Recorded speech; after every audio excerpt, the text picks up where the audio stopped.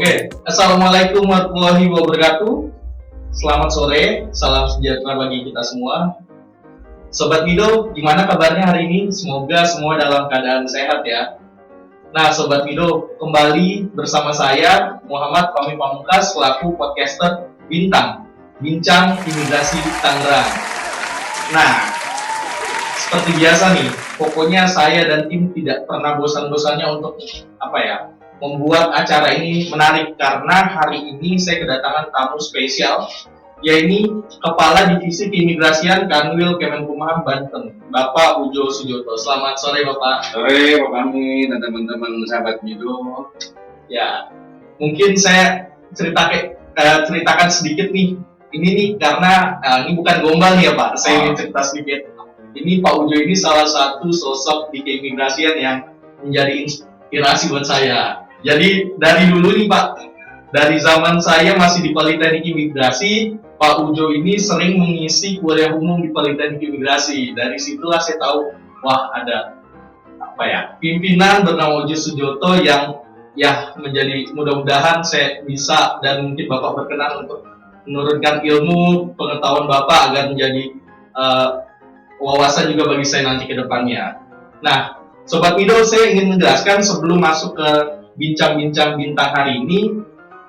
Seperti biasa, saya dan tim telah menyiapkan 3 merchandise. Jadi tiap podcast kami itu menyiapkan 3 giveaway buat 3 orang penanya. Jadi dari kemarin di sosial media kami di Instagram Imigrasi Tangerang, kami sudah membuka kolom pertanyaan yang nanti 3 penanya terpilih akan dijawab langsung oleh Pak Ujo Sujoto, ya Pak. Jadi buat Sobat Mido, masih ada kesempatan hingga nanti di sesi tanya jawab untuk bertanya melalui kolom pertanyaan di story kami sebelumnya. Nah, mungkin kita bisa masuk nih ya Pak ke inti acara. Jadi untuk bintang kali ini akan membahas mengenai layanan percepatan izin tinggal Pak, dengan tema Visa on Arrival Electronic and the Acceleration of Residence Permit Services, atau artinya mungkin pelayanan percepatan terkait izin tinggal ya Pak. Nah, sebagai pembuka mungkin mohon izin Bapak berkenan menjelaskan sedikit apa sih sebenarnya orang-orang pada bilang izin tinggal keimigrasian. Sebenarnya apa sih izin tinggal itu Pak? Baik, sahabat Mido, salam sehat selalu. Berlebihan sebetulnya memperkenalkan saya hanya seorang ASN lah, kebetulan sekarang ditugaskan di Divisi Imigrasi Banten. Terkait pertanyaan apa itu izin tinggal, saya ingin sedikit saja. Di imigrasi itu ada 3 tahapan. Pertama, visa dan tanpa visa. Kalau orang yang visa, yang diwajibkan visa atau tanpa visa masuk ke Indonesia, di tempat pemeriksaan imigrasi, di situ diberikan tanda masuk. Nah, tanda masuk sesuai visa atau tanpa visa. Nah, setelah diterakan tanda masuk, itu belum bicara izin tinggal ya. Baru nanti masuk ke Indonesia, dia mempunyai izin tinggalnya. Izin tinggal itu adalah permit atau izin yang diberikan kepada orang asing sesuai dengan maksudnya dan memenuhi regulasi yang ada. Misalkan ada izin tinggal kunjungan, ada izin tinggal terbatas, ya, ada izin tinggal tetap. Jadi ada 3 izin tinggal. Ada juga izin tinggal yang diberikan kepada mereka yang tidak diwajibkan memiliki visa, yaitu yang dinamakan Short Visit Pass atau BPKS. Itu diberikan kepada negara-negara tertentu sebagaimana dalam Perpres. Dan satu lagi izin tinggal yang diberikan ketika visanya ada di bandara, yang disebut Visa on Arrival. Dan sekarang kita telah dibarukan, kita punya novelty baru, punya hal baru, yaitu EVOA, Electronic Visa on Arrival. Itu mungkin Mas. Nah, jadi Sobat Mido tadi udah jelasin oleh Pak Ujo, jadi berbeda ya Pak antara visa dengan izin tinggal. Tidak. Ya, izin tinggal itu ketika sudah masuk ke wilayah Indonesia-nya. Nah, baru-baru ini juga saya sempat dengar, mungkin juga Sobat Mijo sudah pada mengetahui, katanya imigrasi ini membuat kebijakan baru terkait izin tinggal. Itu apa sih Pak? Bisa dijelaskan? Proses bisnis itu yang paling kita report seperti arahan Pak Presiden. Jadi sekarang ini masyarakat atau dimanapun kita speed up yang paling kita ukur, siapa cepat itu dapat.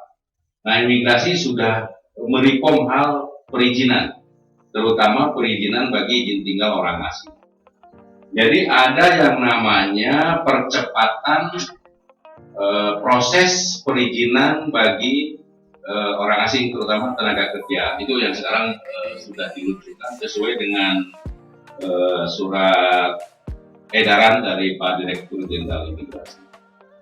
Oh gitu. Jadi ada upaya percepatan dalam hal pemangkasan birokrasi itu ya Pak. Emang percepatannya itu dalam bentuk apa ya Pak? Mungkin ada contohnya kira-kira apa bentuk percepatannya? Jadi gini, sebetulnya kalau kita mau bicara regulasi itu sudah jelas.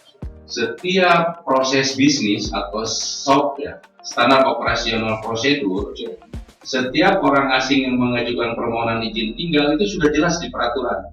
Di kantor imigrasi 3 hari, baru diajukan ke Kanwil 2 hari, baru diajukan ke direktorat selama 7 hari. Tahapan-tahapan ini sekarang kita reform dalam rangka percepatan tadi. Dulu di kantor wilayah kita punya hak akses untuk persetujuan izin tinggal. Nah, inilah yang kita potong sekarang. Jadi hak akses yang dipunyai oleh kepala divisi oleh saya di kantor wilayah, saya berikan ke kantor imigrasi. Untuk apa? Untuk percepatan. Dan di direktorat pun diberikan waktu hanya 2 hari, sekarang harus segera diputus, di decision makernya tuh, di approve atau ditolak, gitu kan, disetujui atau ditolak. Nah inilah, jadi sekarang hanya 4 hari, seluruh permohonan izin tinggal harus diselesaikan oleh Direktorat Jenderal Komisi. Sangat luar biasa, dan saya sudah beberapa kali sosialisasikan bersama stakeholder, pengusaha-pengusaha, mereka menyambut baik, dan sekarang menjadi program unggulan lah, quick win di Direktorat Jenderal Imigrasi. Demikian Mas. Oh, jadi yang tadinya mungkin tadi kalau tidak salah kurang lebih butuh waktu 2 minggu, sekarang sudah dipangkas oleh Direktorat Jenderal Imigrasi melalui SK yang tadi Bapak telah sampaikan ya Pak, jadi lebih cepat. Tapi Pak, mohon izin, kan setahu saya tadi Bapak menyebutkan untuk di Kanwil 2 hari, untuk di Jenim kurang lebih 7 hari. Tapi kan setahu saya ada juga nih permohonan yang tidak perlu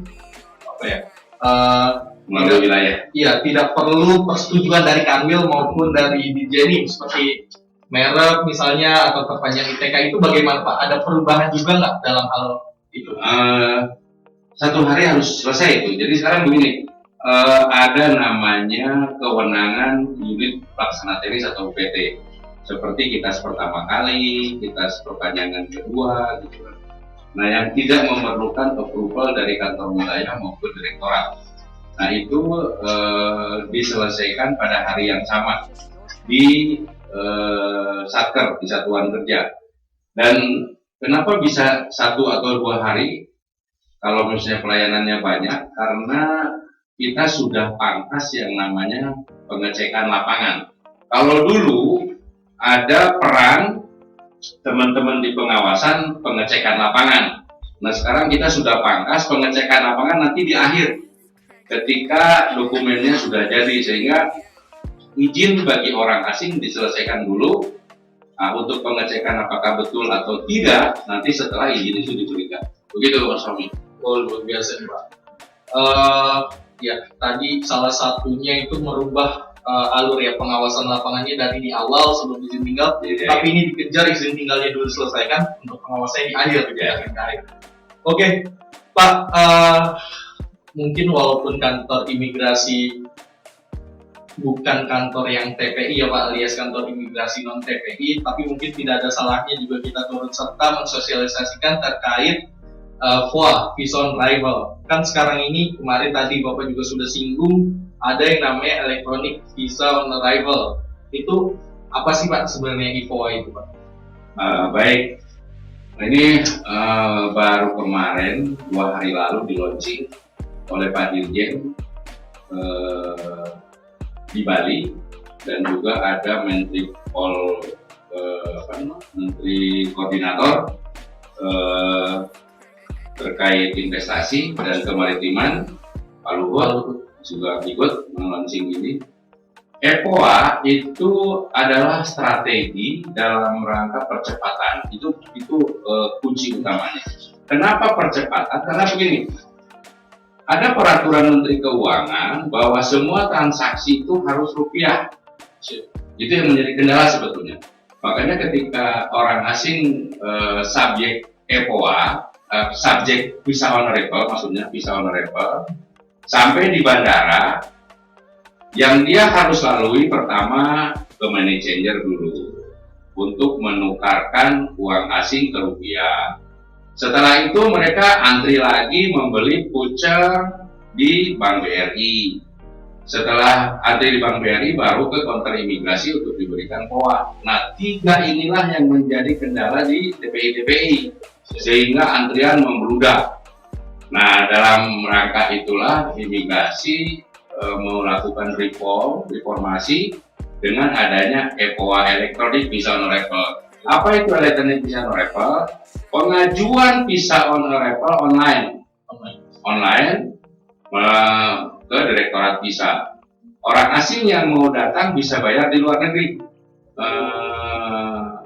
pembayarannya, dan langsung di email ke pemohon tentang approval izin yang telah diberikan untuk EPOA, sehingga di EPOA nanti tinggal memperlihatkan approvalnya yang ada di email, dan petugas imigrasi langsung memberikan izin masuk, tanda masuk sebagai subjek EPOA, sebagai subjek POA, Visa on Arrival. Jadi EPOA itu maksudnya sama POA tapi diajukan secara online, yang namanya elektronik. Oh, jadi tidak perlu tuh ngantri seperti POA biasanya. Tapi POA biasanya tetap berjalan ya Pak? Secara teori masih ya, karena belum dihapus. Tapi dengan adanya EPOA sudah di TPI langsung pun mereka sudah bisa melakukan approval di TPI gitu. Nah, kalau tadi saya rasa sih ini inovasi yang luar biasa ya Pak, karena ya tadi salah satu tujuan utamanya itu meminimalisir ada antrian di TPI. Nah, untuk caranya nih Pak, mungkin bisa dikasih tahu bagaimana cara mungkin buat Sobat Mido yang punya keluarga, kerabat, atau orang asing di sekitarnya bisa mendapatkan informasi mengenai bagaimana cara mendapatkan Visa on Arrival elektronik itu sendiri Pak.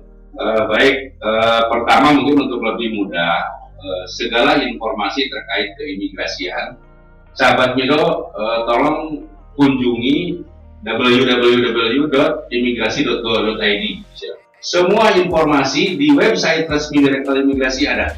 Mau visa kitas, mau segala macam dengan persyaratannya, termasuk mengenai EPOA. Cuman mungkin saya hanya ingin memberikan informasi bahwa link untuk EPOA itu molina.imigrasi.go.id. Molina itu monitoring lalu lintas WNA. Jadi sahabat Mido tinggal ketik saja molina.imigrasi.go.id, itu akan link ke aplikasi permohonan EPOA, dan tidak ada persyaratan yang perlu diupload di situ. Hanya paspor aja yang perlu diupload di EPOA itu.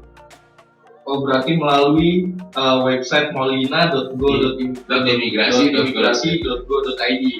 Nah, nanti mungkin pasti di sana ada ya Pak petunjuk teknisnya, tinggal diikuti tahapan-tahapannya di Molina itu. Di situ ada aplikasi dan alur. Harus bagaimana, harus mengisi biodata apa, negara mana aja yang menjadi subjek EPOA, di situ ada informasinya. Nah, terkait ini Pak, tadi kan sudah dijelaskan pada dasarnya sama, ini hanya melalui online dan meminimalisir adanya antrian. Tapi terkait biaya nih Pak, kira-kira apakah sama atau berbeda dengan Visa on Arrival sebelumnya? Sama. Untuk biaya tetap sama ya? Sama. Nah, selanjutnya, apakah semua orang asing dalam ini mungkin dari berbagai negara, semua negara itu sudah bisa mendaftarkan melalui aplikasi Molina atau hanya mungkin beberapa negara aja nih Pak? Jadi ada beberapa negara yang masuk ke dalam subjek EPOA, Jepang, Argentina, Brazil, Belgia, Kanada, Cina. Nanti bisa dilihat di website 46 negara itu. Subjek EPOA yang bisa langsung mengajukan secara elektronik dan membayar PNBP ya kalau di imigrasi itu, yaitu 500.000 gitu kan, tarif PNBP-nya, tarif PNBP yang dikenakan kepada orang asing yang masuk menggunakan fasilitas visa on arrival. Gitu Mas.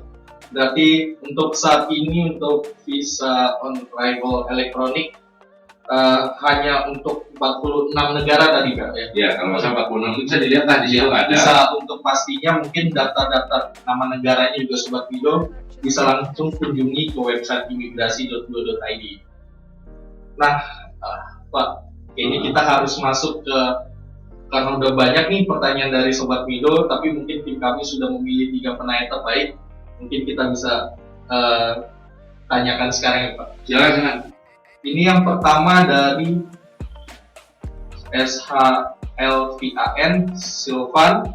Dia nanya, apakah EVOA tetap dapat diperpanjang seperti EVOA biasa? Kalau bisa, diperpanjangnya di bandara atau di Kalim? Boleh, makasih.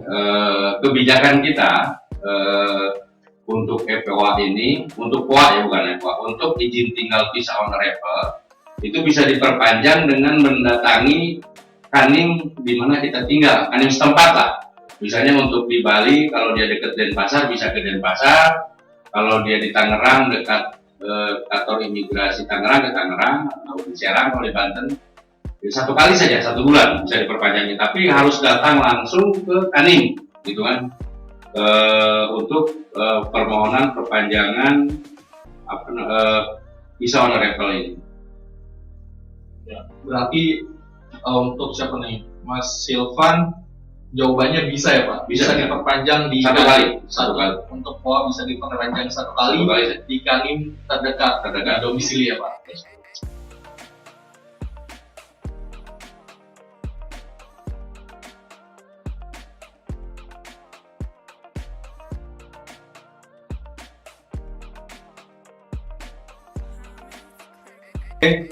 Yang tadi ada Pak. Yang kedua dari Winaulf. Dia bertanya, pelayanan perpanjangan izin tinggal biasanya 3 bulan sebelum habis berlaku. Untuk EVOA apakah bisa diperpanjang? Itu jawabnya kapan?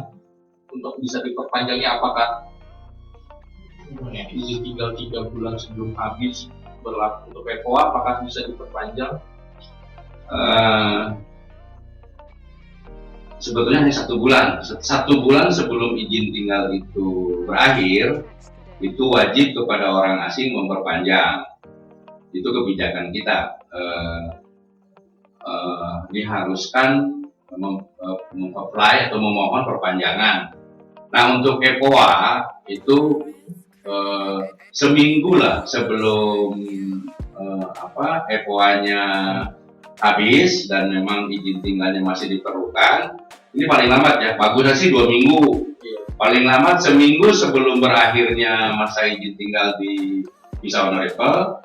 Nah, itu bisa mengajukan permohonan perpanjangan POA-nya ke Kanim setempat. Lebih baik jika mungkin aware ya Pak, dipastikan baik-baik kapan masa berlakunya habis. Kalau bisa tadi anjuran dari Pak Ujo itu 2 minggu sebelum habis itu sudah mulai mempersiapkan untuk melakukan perpanjangan di kantor imigrasi. Mohon izin mungkin satu lagi Pak, pertanyaan